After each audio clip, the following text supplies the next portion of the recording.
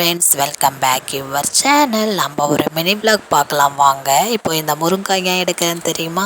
அதுக்கு முன்னாடி இந்த முருங்காய் வேறு லெவல் டேஸ்ட்டாக இருக்குங்க. நம்ம இப்போது ப்ரான் குழம்பு செய்யறதுக்காக தான் இந்த 2 முருங்காவை அவசரமாக நான் கிள்ளிட்டு இருக்கேன். இந்த பாருங்கள், ப்ரானை நம்ம இப்போது 200 ருபீஸுக்கு வாங்கிட்டு வந்திருக்கோம். கம்மி தான் இருந்தாலும் நான் பாப்பாக்காக தான் வாங்கினேன்.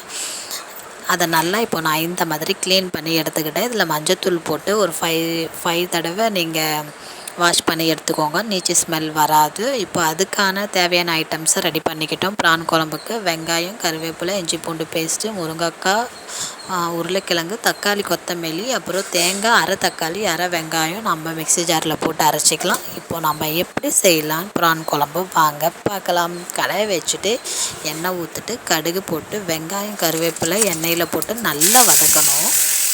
இந்த மாதிரி நல்லா நீங்கள் வதக்குங்க. இந்த மாதிரி வதக்கும் போது தான் நம்மளுக்கு குழம்பு டேஸ்ட்டு வேறு லெவலில் கிடைக்கும். அப்புறம் நம்ம மஞ்சத்தூளும் இதில் போட்டு ஆட் பண்ணிவிட்டு அதையும் போட்டு நல்லா வதக்கணும். ஏன்னா நீச்சு ஸ்மெல்லு வராமல் இருக்கிறதுக்காக நம்ம மஞ்சத்தூள் ஆட் பண்ணுறோம். வெங்காயமும் சீக்கிரம் வதங்கிடும், அதனால் மஞ்சத்தூள் ஆட் பண்ணுறோம். நான் இப்படி தாங்க ப்ரான் குழம்பு செய்வேன். நீங்கள் எப்படி செய்வீங்கன்னு சொல்லிட்டு எனக்கு கமெண்ட் பண்ணுங்கள். இஞ்சி பூண்டு பேஸ்ட்டு போட்டு நல்லா வதக்கிடணும். அப்புறம் தக்காளி, கொத்தமல்லியும் எண்ணெயிலே போட்டு நல்லா வதக்கிடுங்க. அப்போ தான் நம்மளுக்கு டேஸ்ட்டு நல்லா கிடைக்கும். சாப்பிடும் போதுட்டும் தக்காளி வெங்காயம் இருக்கிற மாதிரி தெரியாது, அது பேஸ்ட்டு மாதிரி நல்லா வதக்கிடுங்க. இப்போ எனக்கு ஒலை கொதிச்சிச்சு. அரிசியும் நான் கழுவி போட்டுட்டேன்.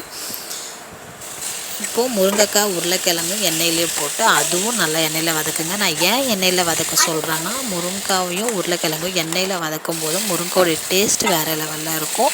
அதுக்கப்புறம் நீங்கள் ப்ரானையும் எண்ணெயில் போட்டு அதை சுருண்டு வர அளவுக்கு நல்லா எண்ணெயில் வதக்குங்க. அப்பயும் இன்னும் டேஸ்ட்டாக இருக்கும் ப்ரான் சாப்பிட. எண்ணெயில் வதக்கிட்டு மசாலா ஆட் பண்ணுங்கள். வீட்டில் அரைச்ச மசாலா மட்டும் ஆட் பண்ணுங்கள். வேறு எந்த மசாலாவும் ஆட் பண்ண தேவையில்லை. நீங்கள் அப்படி செஞ்சாலே குழம்பு நல்லாயிருக்கும். வீட்டில் மசாலா போட்டு இதையும் நல்லா எண்ணெயில் வதக்குங்க. பச்சை ஸ்மெல்லு போகிற வரையிலும் நம்ம அரைச்சி வச்சுக்கிற தேங்காய், அரை தக்காளி, அரை வெங்காயம் அரைச்சி வச்சுருந்தோங்க இல்லைங்களா, அதுவும் போட்டு நல்லா மிக்ஸ் பண்ணிவிடுங்க. ஏன் நான் எண்ணெயில் இதெல்லாம் போட்டு நல்லா எண்ணெய் பிதுங்கி வர மாதிரி மிக்ஸ் பண்ண சொல்கிறேன்னா, குழம்பு டேஸ்ட்டு வேறு லெவலில் வருங்க. அதுக்கு தான் நான் சொல்கிறேன். இந்த மாதிரி நல்லா வதக்கிக்கோங்க. நல்லா வதங்கி இந்த மாதிரி எண்ணெய் பிதுங்கி வரணும். அப்போ தான் இது கறி குழம்பு மாதிரி ஒரு டேஸ்ட்டு நம்மளுக்கு கிடைக்கும். சூப்பராகவும் இருக்கும். நீங்கள் ட்ரை பண்ணிவிட்டு கண்டிப்பாக எனக்கு கமெண்ட்டில் சொல்லிவிடுங்க. உப்பு தேவையான அளவு போட்டு தண்ணி ஊற்றிக்கோங்க. விசிலும் வச்சுடுங்க.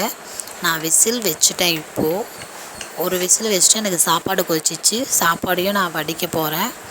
சாப்பாடையும் வடிச்சிட்டு வந்துட்டு நானும் குளிச்சுட்டு வந்துட்டேன்.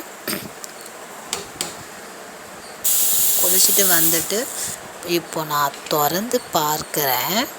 வேறு லெவலில் கறி குழம்பு மாதிரி டேஸ்ட்டுங்க. வாசனை அப்படி வருது. இப்போ நம்ம பார்க்கலாம் வாங்க. இதை பார்த்தீங்களா எப்படி இருக்குது பார்த்தீங்களா? சூப்பராக இருந்துச்சுங்க. இப்போ நான் குளிச்சுட்டு சாப்பிட உட்காந்துட்டேன். கண்டிப்பாக கமெண்ட் பாக்ஸில் கமெண்ட் பண்ணிடுங்க.